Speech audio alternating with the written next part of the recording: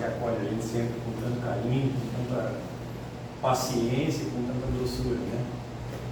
E nosso mestre Jesus e a espiritualidade dirigente da casa nos dê a permissão, a proteção e a inspiração para a gente falar sobre o que é prioritário nas nossas vidas. Eu quis aproveitar esse momento de começo de ano. Começo de ano é um período muito interessante para a gente falar sobre planejamento e revisões, né? Quando a gente vai para dentro das empresas, fim de ano e começo de ano é período de planejamento estratégico. Quando a gente vai para dentro das escolas, fim de ano, começo de ano é período de planejamento do ano letivo. E é uma oportunidade que a gente tem de rever, principalmente a partir de resultados e de indicadores práticos, como é que anda a nossa compreensão a respeito do trabalho que verdadeiramente há por ser feito. Já vou alertando uma coisa: se algo daquilo que eu disser parecer duro demais, lembre-se que os primeiros ouvidos que captaram o puxão de orelha foram os meus. E se por um acaso for de alguma serventia, lembre-se que o mérito da mensagem não é meu, definitivamente. Agora, se alguma coisa que eu disser parecer realmente muito torta, aí provavelmente é meu mesmo. Aí eu peço que vocês me desculpem. Tá? Uma coisa que a gente pode fazer, a título prático, para poder colocar as coisas de uma forma bem didática e tentar o máximo possível transcrever aquilo que os ensinamentos escritos nos transmitem para a nossa vida no cotidiano, é uma separação da trajetória espiritual em 3 camadas. Uma camada mais externa, que é aquela que fala a respeito da instituição, a instituição religiosa. A instituição religiosa, ela tem uma utilidade muito séria. É através dela que a gente consegue, por exemplo, ter a garantia de acesso às instruções. É a instituição religiosa que cuida de tudo que é providência necessária para manter a compilação de um corpo de ensinamentos coesa e, dentro do possível, num certo tom de evolução, à medida em que novas informações são agregadas, à medida em que a experiência prova as coisas no viés prático. Uma outra camada, um pouco mais interna, é a da religião propriamente dita. Vejam, quando eu falo em instituição religiosa, eu estou falando em organização. Quando eu falo em religião, eu estou falando de um corpo de conhecimento, e uma coisa que a gente faz muito pouco é avaliar que esse corpo de conhecimento, ele não é necessariamente um corpo de verdades gravadas em pedra. Isso que eu estou falando é muito delicado, eu reconheço o risco disso. Mas vamos analisar isso de uma maneira bastante lúcida. A religião em si, enquanto compilação, é um método de treinamento. Ela tem começo, meio e fim, ela tem limites bem delineados e ela se presta a um determinado viés de ação prática no mundo. E isso não se deve aos limites da religião, isso se deve aos nossos limites. Porque a gente não consegue colocar tudo em prática, verdade seja dita. Seja qual for o corpo religioso, ele sempre tem uma proposta que visa o bem maior e que traz dentro desses parâmetros uma série de desafios para quem quer que professe aquela fé. Isso não é simples de ser posto em prática. Eu tenho a felicidade de, nessa encarnação, conhecer representantes de praticamente todas as religiões. Assim, eu conheço gente de tudo que é círculo que vocês puderem imaginar e tenho grandes amigos, sacerdotes, monges, praticantes do espiritismo e estudiosos de outras religiões do Oriente, em tudo que é lugar do Brasil e do mundo. E eu não encontrei até hoje nenhum deles que dissesse: olha, a minha religião, a prática é fácil, eu estou conseguindo colocar tudo em ordem, é bastante confortável seguir essa religião. Nunca vi isso. A gente ouve falar em consolação, a gente ouve falar em alívio, a gente ouve falar em cura, mas a gente também ouve falar em desafios, em dificuldades, em dores, em medos. E isso, de novo, não tem nada a ver com a religião, isso tem a ver com a gente. As nossas limitações, as nossas necessidades, os pontos específicos da trajetória espiritual de cada um de nós fazem com que determinado corpo religioso nos sirva mais adequadamente como método de treinamento. Até um certo ponto, isso não é muito diferente das profissões. Parem para pensar.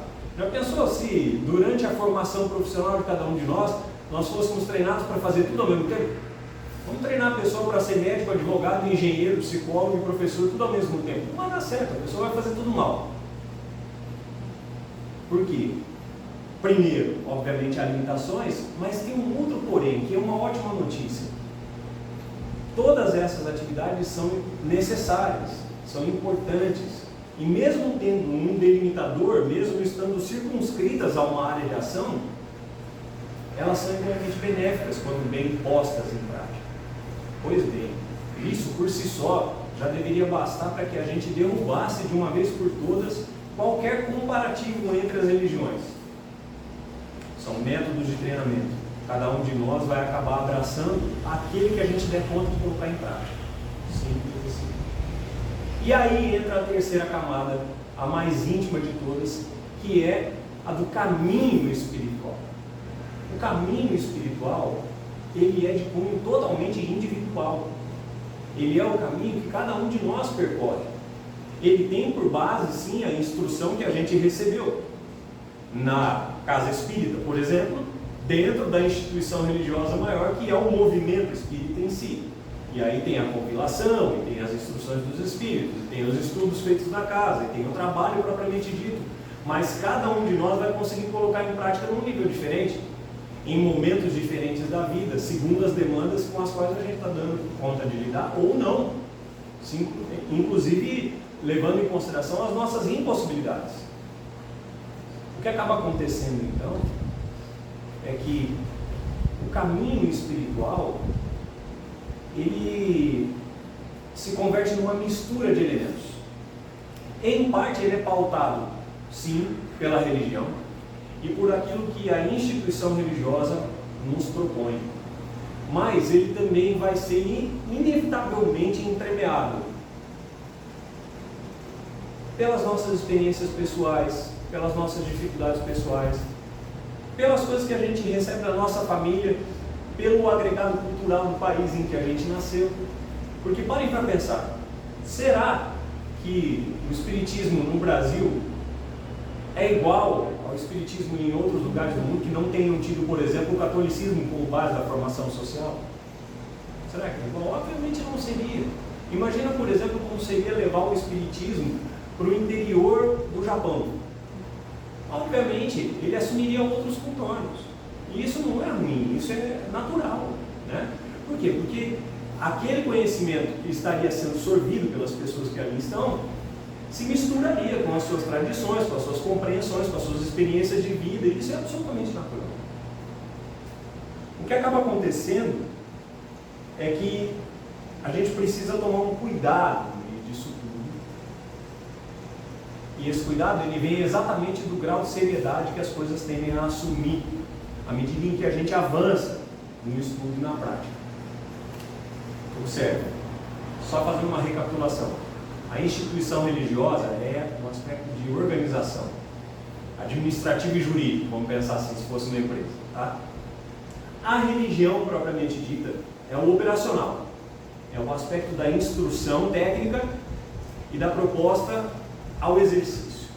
O caminho espiritual é a nossa tentativa de colocar as coisas em prática. A gente vai lá, estuda, entende, absorve, vai viver, tenta pôr em prática. Algumas coisas dão certo, outras não. E à medida em que a gente caminha, esse tipo de raciocínio nos convida a algum momento fazer um certo controle de qualidade. E esse controle de qualidade, curiosamente, é simples, porque ele é muito lógico. O único problema é que a gente faz pouco. Deveríamos fazer mais. Esse controle de qualidade é muito direto. Funciona assim.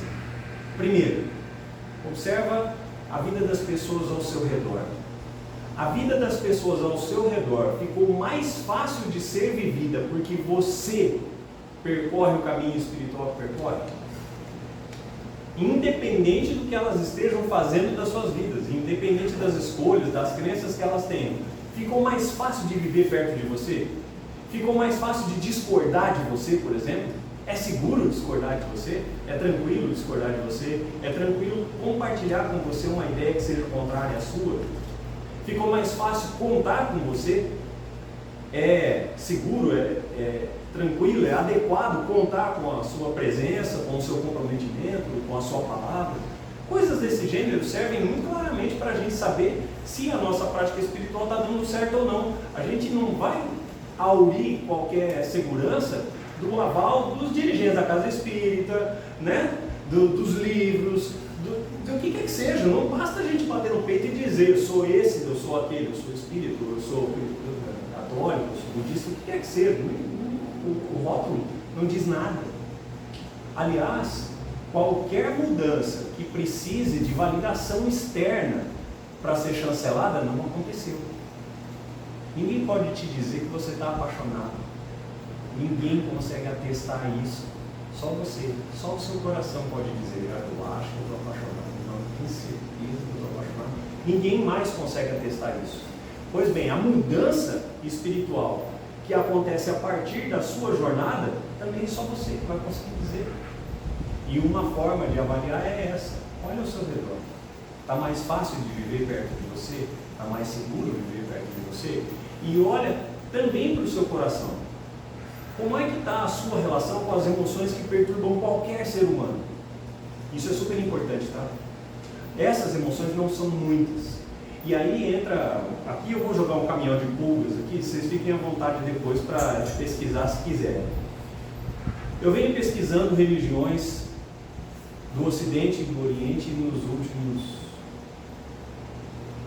31 anos com alguma regularidade.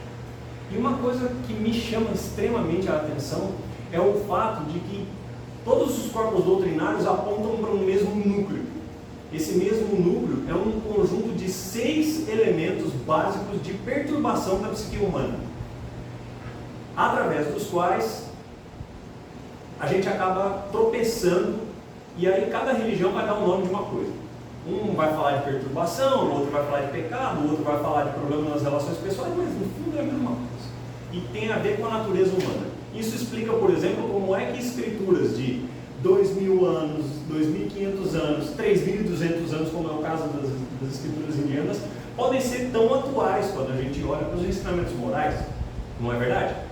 Pois bem, isso tem a ver com o fato de que more você onde morar, seja qual for o tempo da história da humanidade, orgulho, apego, carência, medo e raiva, que andam de mão dada, preguiça, procrastinação e inconsequência, inveja e competitividade formam o núcleo daquilo que é capaz de chacoalhar as emoções e o norte das nossas mentes, esteja você onde estiver. E sabendo disso, também dá para usar esse núcleo como uma espécie de controle de qualidade. Análise SWOT, que o pessoal que está trabalhando aí com as empresas sabe o que é isso aí. Então a gente pensa, quando o meu orgulho é ferido, eu sou arrastado pelo impulso daquela emoção, ou eu consigo pelo menos respirar e olhar. Eu consigo, por exemplo, fazer como todos nós aqui já fizemos, eu tenho certeza, se fosse em outro tempo, não é? Quem nunca passou por uma situação dessa? Sei lá, tomou uma fechada no trânsito e falou: nossa, se fosse em outro tempo, eu acho que eu ia brigar com a pessoa, mas poxa, hoje eu não briguei. Ou foi vítima de uma calúnia: nossa, se fosse em outro tempo eu iria tirar a satisfação, mas melhor deixar para lá. Ou, sei lá, sentiu ciúme, sentiu inveja, sentiu a sensação de uma carência qualquer, a sensação de que está faltando alguma coisa na vida, e de repente respira e fala: não, peraí, eu tenho tanta coisa para agradecer. Se fosse em outros tempos eu estaria chorando, mas agora não. Quando você tem essa sensação, se fosse em outros tempos eu faria de outro jeito, mas agora não, você já sabe que alguma coisa mudou. Isso é controle de qualidade, e não nada fora do nosso alcance. Porque isso não está só nos brasileiros, isso não está só nos espíritos, todo ser humano faz isso. Em algum momento, principalmente naqueles que a gente está mais vacilante, a gente acaba tendo a tendência de jogar os nossos exemplos para muito longe. E o espírito adora falar isso. Assim, mas eu não sou o Chico, né? Mas eu não sou o Divaldo, né? Isso daí é para os grandes, não é para mim. Não, nenê, deixa eu contar um segredo para você. Você está aqui é para vocês. É para mim, é para você. Ninguém falou que ia ser fácil. Ninguém falou que ia ser fácil. Eu nunca vi na compilação inteira, eu li o Pentateuco de trás para frente, eu nunca vi escrito em lugar nenhum que ia ser fácil. Pelo contrário, tem lá pelo menos uns 29 pontos de alerta dizendo, vai ser difícil, fiquem alertas, de vez em quando vocês vão enfrentar aí umas batalhas, vocês vão ter que lidar com dificuldades. Está sempre escrito que vai ser difícil, mas em nenhum lugar está escrito que vai ser impossível. Então, quando a gente se pega fazendo esse movimento de jogar, mas eu não sou espírito de luz, não, mas ser um espírita verdadeiro é muito difícil, a gente está, na verdade, projetando os nossos ídolos lá na frente para eles se tornarem inalcançáveis. E quando a gente coloca um mestre numa posição inalcançável, na verdade a gente está passando pano para nós mesmos. A gente está tentando limpar a nossa barra porque a gente está com preguiça de correr atrás. Desculpa a fraqueza, mas... Começar a semana bem assim. Não se esqueçam que eu falei que os primeiros ouvidos que eu ouvi eles foram os meus, tá? Não estou dando bronca em ninguém, não tenho autoridade para isso. Mas é um alerta que serve para todos nós, porque tem hora que a gente cansa, tem hora que dói, tem hora que a gente está fraco, que a gente está triste, e a gente faz isso mesmo. E é por isso que o ajuntamento é tão importante, porque na hora que eu fraquejo, eu estendo a mão para você. E aí você fala, não, Paulo, calma, levanta essa cabeça, vem aqui, vamos junto. E na hora que você fraquejar, você vai estender a mão para mim, e está tudo certo. Por isso que a gente anda em bando, o ser humano precisa disso, né? E aí é onde o corpo religioso e a instituição religiosa fazem tanto sentido, mas não são o núcleo. O núcleo é a caminhada de cada um de nós. E aí vem aquele cuidado que eu tinha falado para vocês. Conforme a gente avança nesse estudo, conforme a coisa vai ficando séria, conforme o nosso comprometimento aumenta, é natural que em algum momento a gente comece a ter um olhar um pouco mais crítico sobre o processo todo. E aí, no caso de praticantes do Espiritismo, o que vai acabar acontecendo? Em algum momento a gente vai começar a levantar questionamentos sobre o movimento espírita, enxergar pontos onde a coisa poderia ser melhor. E se você frequenta regularmente uma casa espírita, obviamente você vai enxergar um ponto ou outro que daria para melhorar. Mas aquilo não pode amargurar o seu coração de forma alguma. Porque não é para isso que cada um de nós está aqui. A gente está aqui para percorrer o nosso caminho espiritual. E à medida em que esse percorrer o caminho nos colocar numa condição verdadeiramente útil, a direção espiritual de cada casa, não é a direção humana, hein? A direção espiritual de cada casa, de cada religião, de cada estrutura, tomará as devidas providências para que você seja convocado ao trabalho. Pode ter certeza disso. A mensagem que nós recebemos hoje não podia ser mais providencial. Eu coloquei a minha. Não podia ser mais providencial. A mensagem que fala sobre José da Galileia não podia ser mais providencial. Porque o ser humano, a gente gosta de protagonismo. Mas o cristianismo não existiria se não fosse por esse homem. Muito provavelmente. Que fez o trabalho dele como carpinteiro e que protegeu a mulher e o filho. E que se não fosse por ele, nada mais aconteceu. Só que a gente olha para tudo que diz respeito às escrituras sagradas, que falaram em torno do nome de Jesus, e sobre José se fala muito pouco. E pode ter certeza que ele não precisava mais do que isso. Ele fez tudo o que era preciso. E ele não precisou de um pedestal, ele não precisou aparecer, ele não precisou de destaque, ele não precisou de protagonismo. Ele foi quem proveu protagonismo para que Jesus pudesse ter sido. A gente não tem que almejar nenhuma posição de destaque onde quer que seja. E mais, quando a gente olha para a casa espírita e para o movimento espírita, ou qualquer que seja a religião, tá? Isso daqui é comum a todas as tradições. Quando a gente olha para a casa, quando a gente olha para o movimento, para a instituição e enxerga as coisas a melhorar, não quer dizer que aquilo ali está ruim. Quer dizer que a gente está se tornando íntimo, simples assim. Quem de nós aqui dentro da própria casa não olha para um cantinho e fala assim, nossa, isso daqui se desse hoje eu pintava de outra cor. Eu acho que vou trocar esse sofá de lugar. A gente faz isso, não faz? A gente faz isso por quê? Porque está ganhando intimidade com o movimento. gente não pode se esquecer de que mais importante do que onde você vai colocar o sofá da sala é agradecer o fato de ter um teto sobre a cabeça. É agradecer que as suas necessidades mais fundamentais estão sempre atendidas. As necessidades mais fundamentais do ser humano são sempre muito simples, pessoal. Ar, água, abrigo, afeto e alimento. Não precisa mais que isso. Qualquer coisa para além disso daqui já é extra, já está sobrando. Então, quando a gente olhar para os movimentos e tudo mais, a gente vai enxergar coisas que dá para melhorar assim, mas coração em paz e olhos em frente, porque o caminho que nos cabe é o nosso. Até porque a gente não pode se esquecer que aquilo que se enxerga sobre uma instituição religiosa, sobre um corpo religioso, é sempre um reflexo orgânico da soma dos comportamentos e dos frutos que os seus praticantes, os professantes daquelas religiões dão. Porque a instituição, ela não existe solidamente. A instituição é uma convenção, para pensar. Já que eu citei o catolicismo, e o catolicismo ele é um exemplo muito fácil de pensar, porque tem um núcleo muito evidente que é o Vaticano. Então imagina o seguinte, o Vaticano, o Vaticano, pessoal, o Vaticano não é um prédio, o Vaticano não é a cidade, o Vaticano não é um estado independente, por isso o Vaticano é uma convenção. Se amanhã todo mundo que faz parte do Vaticano, que compõe o Vaticano, resolvesse falar assim, vamos dissolver isso aqui tudo,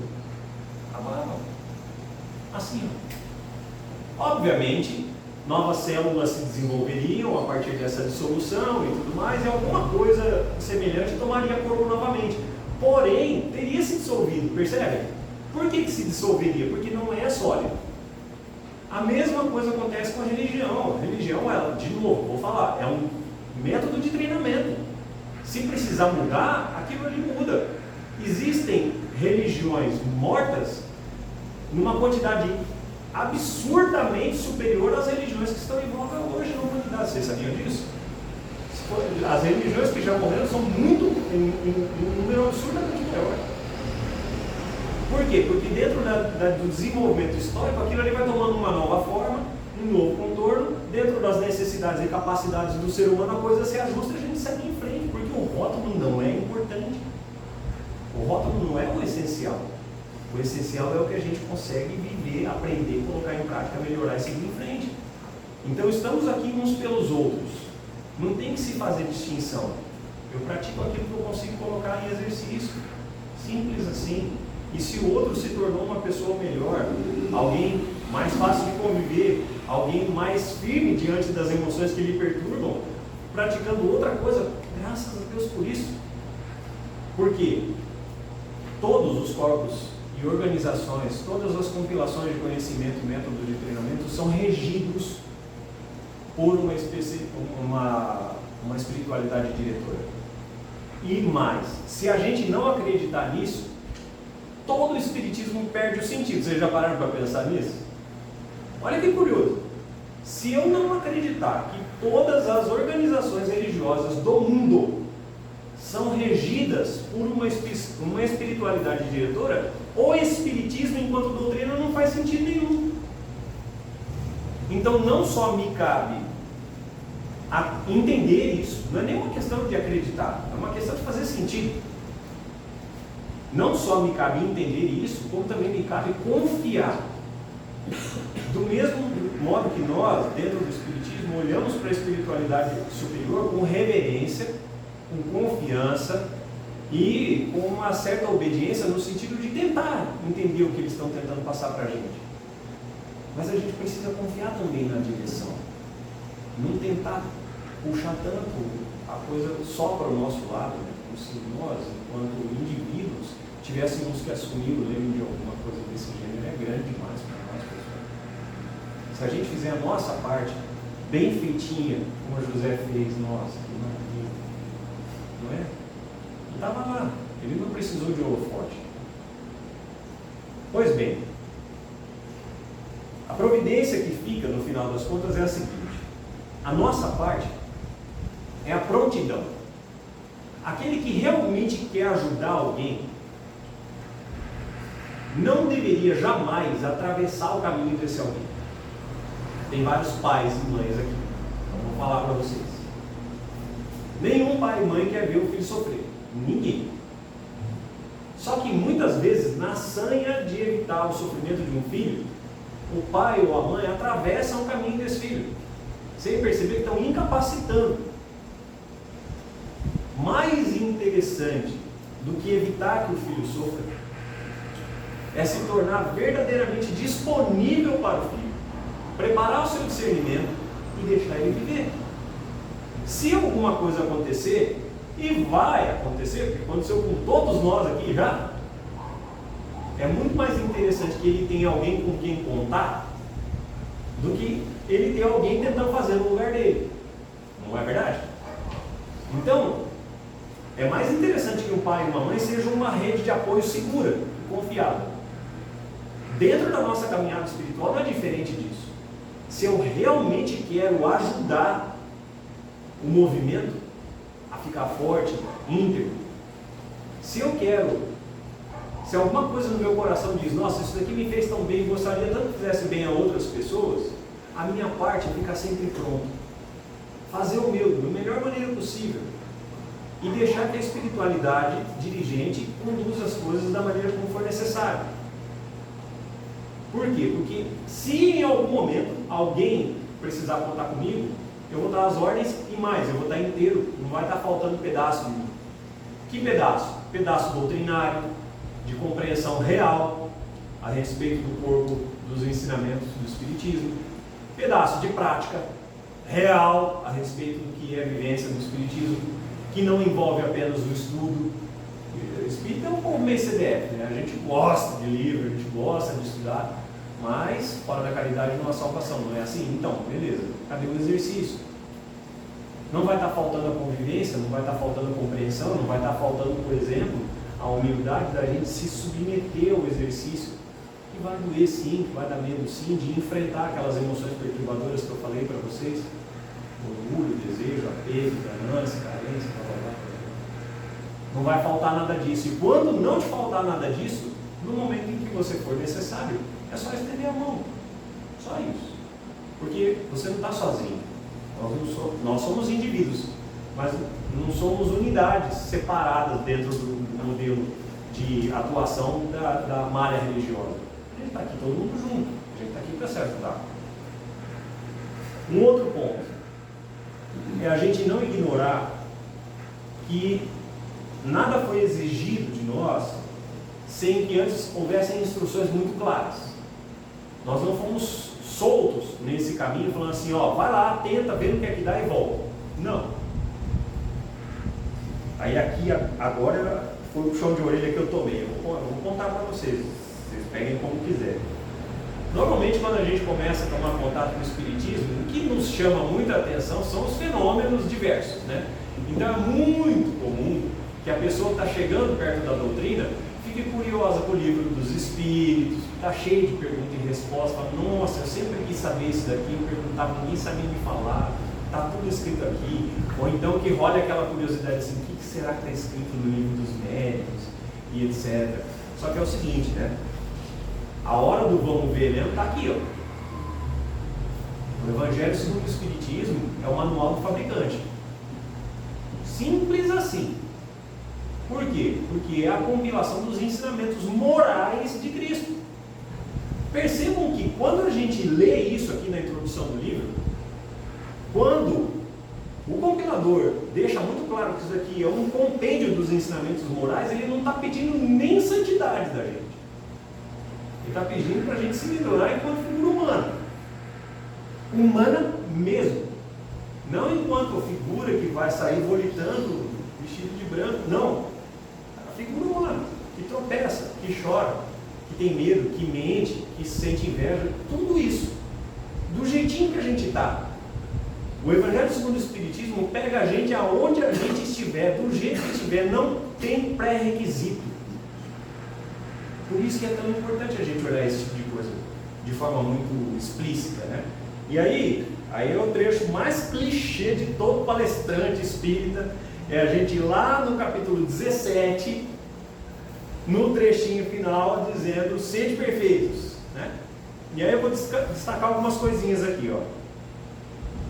Quando esse trecho especificamente nos fala a respeito do que seria a conduta ideal de um espírita, ele começa a fazer um comparativo entre um espírita mais ou menos, meia boca, curiosão, e o espírita que realmente está tentando alguma coisa. E aí daqui a pouco eu vou pescar um negocinho que eu falei lá no começo da palestra. Ele fala o seguinte, olha que interessante: não é preciso ter uma inteligência fora do comum para entender o Espiritismo e tentar colocá-lo em prática. Pelo contrário, palavras estão escritas aqui, pelo contrário, existem pessoas muito profundamente instruídas que não dão conta de entender a doutrina, e inteligências muito primárias, recém-saídas da adolescência, que conseguem colocá-la em ação profunda e exemplarmente. Muitíssimo interessante isso daqui. Porque não está falando, na verdade, só... Quando esse termo, a gente tem que lembrar a época em que isso daqui foi traduzido, tá? Quando se fala em inteligência aqui, está falando sobre experiência cognitiva, não é só a capacidade de entender, é o lance da maturidade diante daquilo que se entendeu. Então, está dizendo aqui que não é necessário que você tenha uma inteligência acima da média e muita maturidade. É muito mais importante que você tenha boa vontade e um coração aberto. Ele também diz que a parte essencial do Espiritismo exige um certo grau de sensibilidade que independe da idade ou do grau de instrução da criatura, mas que a gente pode acabar chamando de maturidade do senso moral. Então, a questão-chave é a seguinte, né? Ao que você se dispõe a se tornar quando você resolve professar uma determinada doutrina religiosa?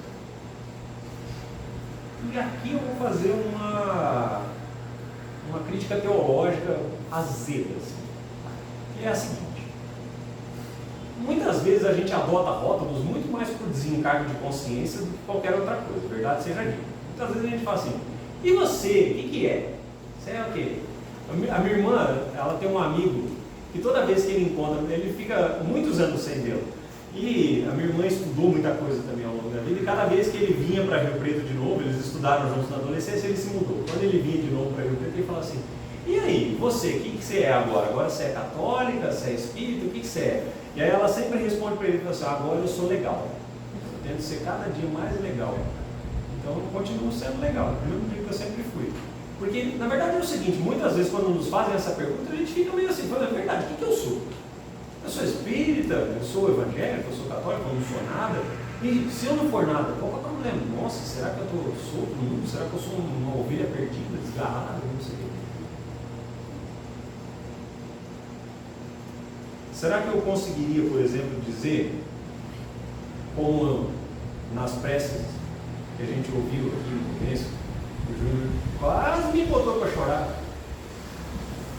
Será que eu conseguiria dizer assim: olha, eu sou amigo de Jesus, cara, é legal, e ele me acorda do jeito que eu tiver, sem precisar de nenhum rótulo? Será que eu conseguiria dizer isso? E será que isso exigiria de mim perfeição? Definitivamente não, né, pessoal? Mas para onde que a gente costuma olhar? A gente costuma olhar para o crachá. Não serve para nada. Qualquer um aqui que tenha sido demitido sabe que crachá não serve para nada. Não é verdade? Um dia você usa aquele crachá como se fosse distintivo, né? Todo dia não serve para nada. Um pedaço de plástico escrito um nome. No final das contas, ele acaba dizendo para a gente o seguinte: reconhece-se o verdadeiro espírita por sua transformação moral e pelos esforços que faz para dominar suas más tendências. Olha lá as emoções perturbadoras que eu falei: orgulho, apego, são as mesmas, tá? Não mudou nada. Enquanto um se satisfaz com seu horizonte limitado, que é o curioso, o outro, que é o espírito de verdade, que compreende um pouco mais, não é tudo, não é imperfeição, não é nada disso, é um pouco mais, esforça-se para se libertar dele sempre que consegue. Não está escrito aqui que o verdadeiro espírita consegue sempre. Então, sempre que ele consegue, ele se esforça para se libertar daquilo ali. quando tem uma vontade firme. Então, basicamente, o que determina um verdadeiro espírito é quando a vontade ele tem de mudar. Não é de ser perfeito, não é de nada disso, é de mudar. Você já tentar, bom, janeiro é o mês universal do vamos começar a academia, né? As pessoas começam a ir para a academia, janeiro é fantástico, né? Porque tem 150% mais matrículas do que no resto do ano inteiro. Mas as pessoas desistem rápido. E vocês sabem por que elas desistem rápido? Porque elas não estão pensando na saúde, quase sempre elas estão pensando numa projeção. A pessoa está projetando o corpo delineado, se vai ficar magrinho, se vai ficar mais forte, se vai ficar bonito, não sei o quê. Quando seria mais interessante pensar, por exemplo, se eu fizesse um exame de sangue hoje, será que ia estar melhor? Como é que estão os meus exames clínicos? Como é que está a minha densidade óssea? Como é que está o meu ritmo cardíaco? Isso é tudo muito mais importante, pessoal, porque assim, de verdade, passa que você nem vê. Quando eu tinha lá meus 20 anos, eu também estava preocupado se eu ia ficar melhor na foto ou não, mas hoje com 50 não estou nem aí com isso daí, pessoal. Eu só quero ir no médico ganhar uma estrelinha. Falar assim, nossa, seu Paulo, o senhor está de parabéns. Hein? O colesterol continua bonitinho, o coração está no ritmo bom. 50 anos, não está tomando remédio para pressão, parabéns. O seu histórico familiar não é favorável, mas o senhor está bem. Pois bem, praticar um caminho espiritual não tem a ver com ficar perfeito, pessoal. Tem a ver com saúde. Saúde emocional, saúde relacional, saúde espiritual, saúde psicológica. Tem a ver com desenvolver um viver que seja saudável para você e para as pessoas que estão no teu entorno. Qualquer coisa para além disso é vaidade, é só vaidade. Faz sentido isso que eu estou falando para vocês? Esse é um ponto-chave, tá? Quando a gente olha para a prática, então, eu diria para a gente usar esse exemplo aí da academia como um elemento de encerramento. Se você está precisando desenvolver saúde física, qual vai ser a atividade física que você vai fazer? Pouco importa. Importa o seguinte: a natureza do ser humano é ser um mamífero. Mamífero tem uma regra básica na biologia. Todo mamífero se move para comer e come para se mover. O único mamífero que inverte essa ordem é o ser humano. E toda vez que a gente inverte essa ordem, a gente fica doente. Então, não esquecendo que você é um mamífero, escolha fazer o que você quiser. O que fizer sentido para você, o que você consegue manter, o que quer que seja. Mas foca no que é importante e faz um tiquinho sempre. Não é importante fazer muito, é importante fazer sempre. A lógica é simples e é essa. Está lá nos livros de educação física que eu estudei na faculdade. É isso. Com relação ao caminho espiritual, não é diferente. Se você é espírita, se você é o que quer que seja, observe como é que a sua saúde está indo, se está melhorando, se está se mantendo bem. Observe o que você tem conseguido fazer da sua existência. Passa tão rápido. E não se esqueça, cada um de nós só está aqui para fazer a sua parte. E não achem que isso é pouco, hein? Segundo aquilo que nós temos aprendido da doutrina, isso já tem custado várias encarnações para a gente. Então é trabalho de sobra. Sem a gente ficar olhando do outro, sem a gente ficar se preocupando demais com as instituições. A espiritualidade já se organizou para cuidar disso. A gente não precisa esquentar tanto a cabeça, não. A nossa parte é ficar pronto. E só isso. Não vai ser fácil. Mas aí, nosso querido amigo Jesus deixa um último conselho, um último lembrete para nós, que é para a gente não desanimar. Na hora que o calo doer, lembra? Está escrito lá no capítulo 16 do Evangelho de João, em que Jesus diz o seguinte: eu lhes disse tais coisas para que tenham paz quando se lembrarem de mim. No mundo vocês terão aflições, mas tenham bom ânimo, eu venci o mundo. A doutrina espírita é 100% calcada na figura, nos ensinamentos e no exemplo prático de Jesus. Quando ele fala, tenham bom ânimo, eu venci o mundo, Ele está dizendo em outras palavras, eu expliquei como faz, é só ter disciplina. Tenta de novo, não deu, tenta de novo, não deu, tenta de novo. E aí, para não falar que eu fiquei só lá no trechinho clichê do Evangelho segundo o Espiritismo, antes de chegar no capítulo 17, onde está escrito sede perfeitos, e ele fala qual é o espírita adequado, ele fala sobre pobres de espírito, puros de coração, mansos e pacíficos, misericordiosos, amar o próximo como a si mesmo, amar os inimigos. Ele explica como é que faz tudo isso. Tem uma sequência de treinamento aqui. Ele não fala para você levantar 100 quilos no primeiro dia. Ele fala, começa por aqui, bem-aventurados os pobres de espírito. Começa por aqui. E vai treinando. A hora que isso daqui ficar fácil, pula para o próximo capítulo. Bom, Paulo, mas aí já não tem problema, a gente começa de novo. Né? O jogo começa de novo. Se acabar a energia, liga de novo, fica gravado, fica sossegado. A gente segue. Então, o Sede Perfeitos é lá no capítulo 17. Fica sossegado, tem bastante serviço até lá. Tudo bem? Que Deus e nosso Mestre Jesus, e a espiritualidade competente dentro de cada um dos caminhos, nos ajudem. Eles sabem perfeitamente que a gente vai precisar desse socorro. É só a gente que tem que lembrar de contar com eles. Que assim seja.